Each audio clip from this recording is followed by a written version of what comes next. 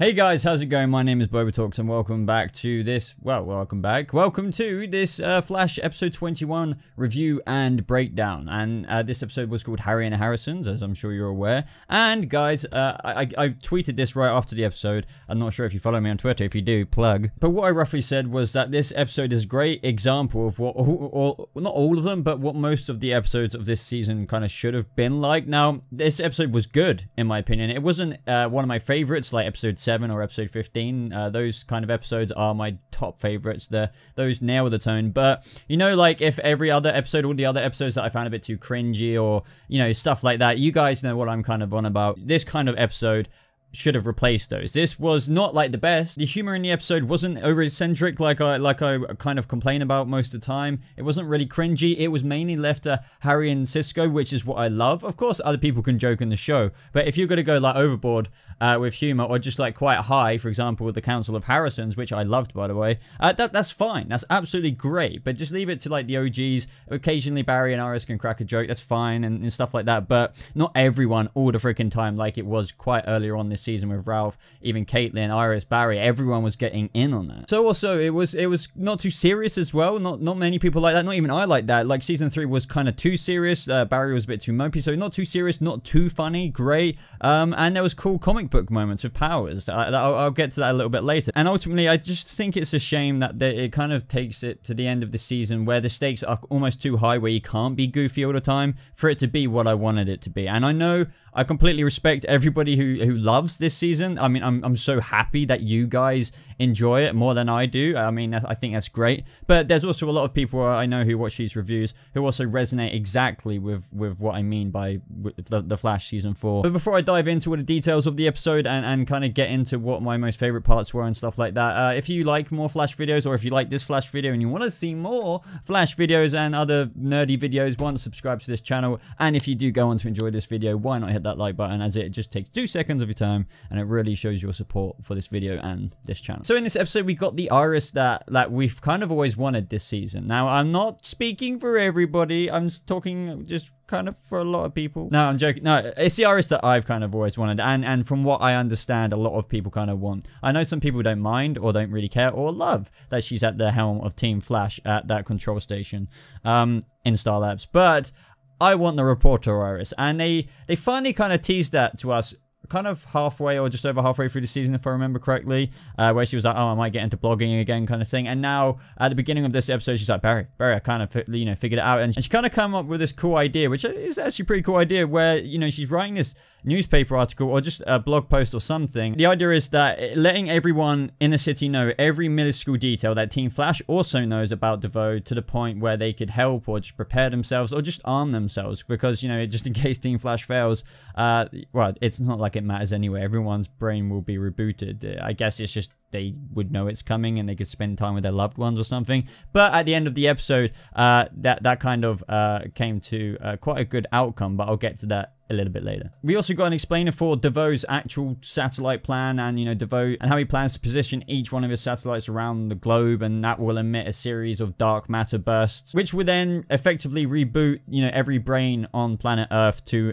more, I don't know if it's a primitive state, but more of a state where we're not so reliant on technology and all kinds of things like that. So that's quite, yeah. Now on Team Flash, we're thinking like, how do we take this out? Obviously we could just, you know, blow them up. That would be it, right? But no, DeVoe, what we have to remember is, and I like how they really do thoroughly explain this, and it's very true, he has so many metahuman powers. Kilgore could literally reroute a nuke or something, or a missile to, I don't know, right back at Star Labs if he wanted to, if they tried to blow it up via that. I do have to admit, I did think to myself that they could just go to Earth 38 and get Supergirl, and she could just like ram through each one of them. But then I also try and put myself in the position of both sides. Maybe DeVoe could still somehow stop Supergirl, but I don't know. But you know what I mean? There's things like that which I kind of think this could also easily be over within a couple of seconds if they really wanted to. I don't know, but do you think Supergirl could do that? Or like if Barry got Superman or just someone to save their Earth? Because this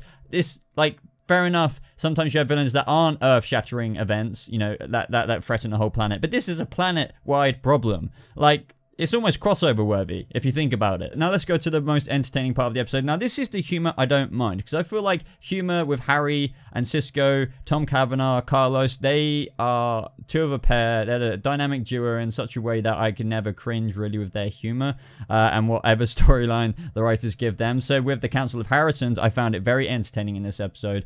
Tom Cavanaugh, I bet he has a kick-ass time you know, doing those different impressions, or, you know, or characters, namely the one with, is it like a Swedish accent or something? I don't know.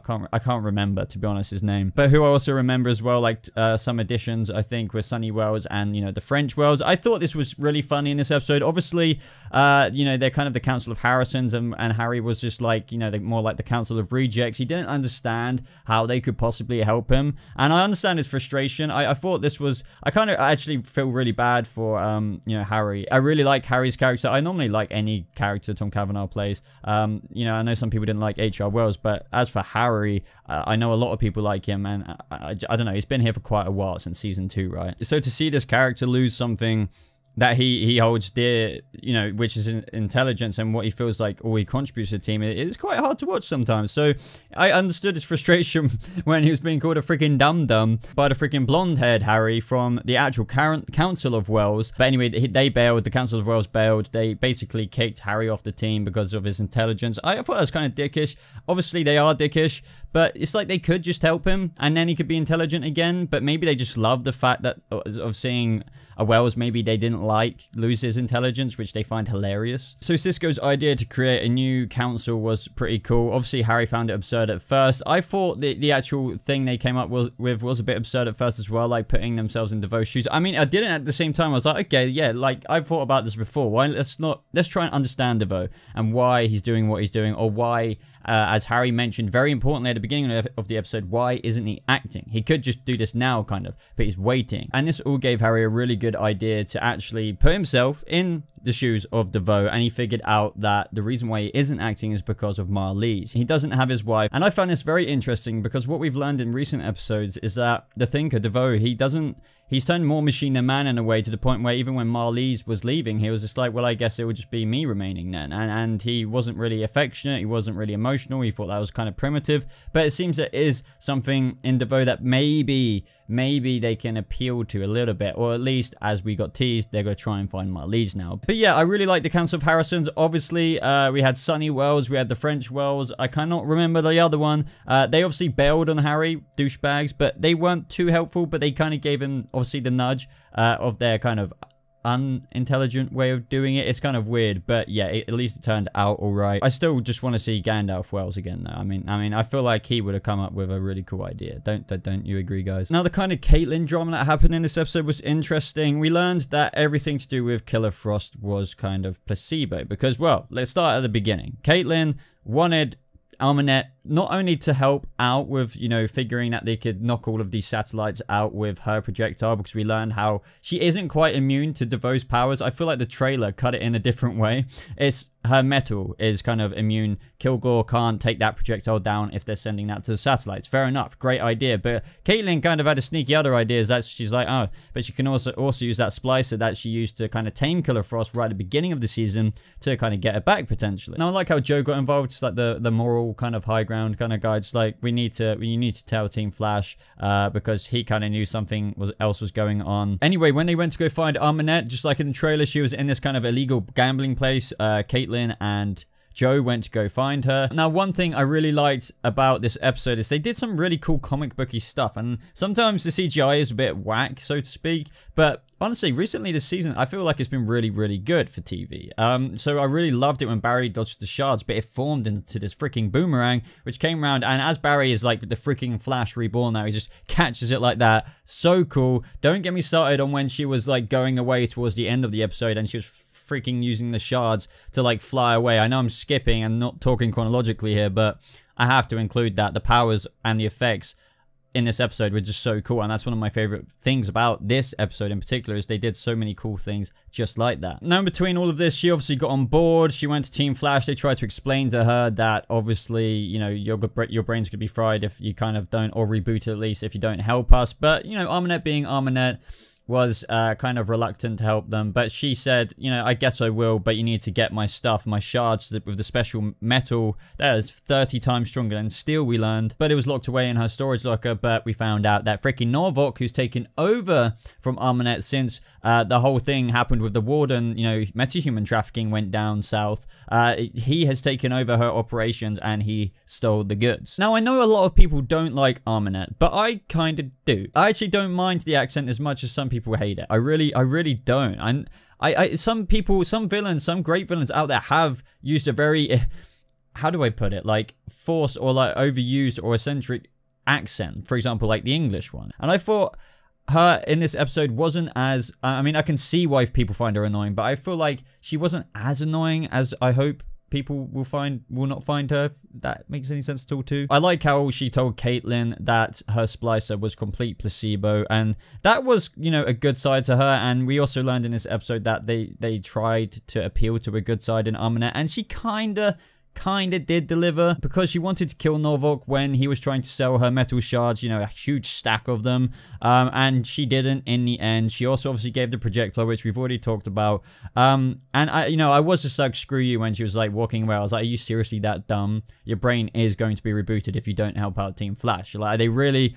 going to make, are the writers really going to make a villain walk away like that? I know villains can be arseholes, but they're not stupid all the time. But no, she did give them one projectile, so I was like, okay, thank you for that. But that kind of like abandoned warehouse or place where Norvok was trying to sell the stuff, I loved that scene, those scenes. Norvok's snake was fairly cool, I guess. I don't get it all too much as to why he has the snake in his eye, kind of like what Amunet says. Like, I never really got your power, but I thought the power was kind of cool, you know. Well, it's not necessarily power, it was like this venom Barry you know, got infected with, and I like how he phased it out. That idea came from Iris, obviously. She kind of, you know, went on the terminal and was trying to see if there was a cure. There wasn't, fair enough, she found that out, but then it's just like, yeah, phase out of it, Barry. But why couldn't Barry think of that himself? This is what I mean, guys. I am not a hater of Iris West at all, to anyone who is a serious West Allen lover here, but this is what everyone means by dumbing Barry down this season. This is what everyone means. The Speedster, the Flash reborn himself, couldn't figure out that he could phase it out of his system, despite phasing out other things in his system before in previous seasons. Like, do you remember that scene in season 1 even, I swear, when Oliver dosed him with like a tranquilizer or something, he just vibrated it, phased it out. But he has venom in his system, and Iris like, yeah, you need to phase it out of your system before the venom, or, you know, the snake venom gets to your heart. And he was just like, oh yeah, thanks, Iris.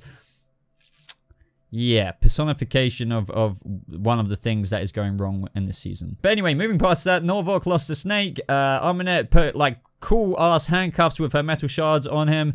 His face, you know, covered with the metal shards as well. I have to admit, for a second there, I did think that maybe she was going to crush his head with the metal, which would have been pretty cool, but CW, I guess. And yeah, that was kind of the end of Amunet for now, maybe for the potentially the rest of this season. As I've already mentioned, I love the little way she can fly away. I think, honestly, I know some people don't care about that stuff, but it is so comic booky that really makes me smile when I see stuff like that. It was really cool. Some people may have found that ridiculous, I thought at the time, but I was like, you know what, I really dig that. I really dig that. So we briefly spoke about earlier how Harry figured out, due to the Council of Harrisons and the Dum-Dums, that their idea of putting himself in DeVoe's shoes and, you know, figuring out that he's not acting right now because of Marlize. I just feel so bad for him. Like, all he did was just draw smiley faces on the board, and kind of like, it was a cool analogy in a way for Team Flash to just see how he's not like this smiley face, so he's now like this, blah blah, and now he's like this slanted face. But yes, we get the kind of post-title scene,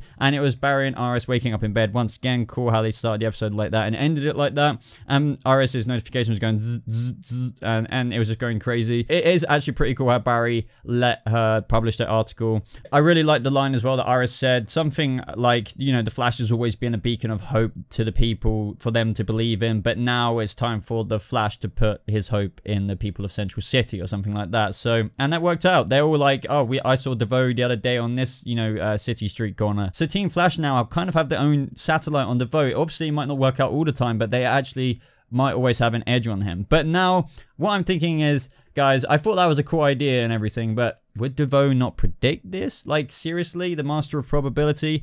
I would have to say he does, but maybe he thinks it won't affect him. Maybe his ego is getting too big with his brain power. I mean, that's a possibility. Sometimes overconfidence is a downfall, but we'll have to wait and see, and I would love to know your thoughts on that. But guys, that is what I thought of this episode. Good episode. As I said, an example of what I wish every kind of in-between episode that isn't an obvious amazing episode should be like. What are your thoughts? Did you like it? Do you resonate with what I just said? I don't think it was a great episode. I thought it was good. I thought it was above average, but it wasn't amazing. But anyway, guys, leave a like on this video if you did enjoy. I'd really appreciate that, and subscribe, of course, for more Flash videos. Turn the notifications on as well, because YouTube just doesn't send them even when freaking notifications are on, so you may as well just do it to double check, and hopefully you do get a notification. I hope so anyway. Other than that, obviously, I want to thank my patrons. Thank you so much for supporting me, guys. And if you're curious about becoming a patron yourself, head over to the top link in my description and check out some of the rewards. I hope you like them. I hope you consider it. You don't have to, but thank you so much for checking it out. Other than that, guys, I do have Discord server. Other links are in the description as well. Apart from that, everybody, thank you so much for watching. I hope you have a lovely rest of your day, and I'll see you in the next video. Goodbye.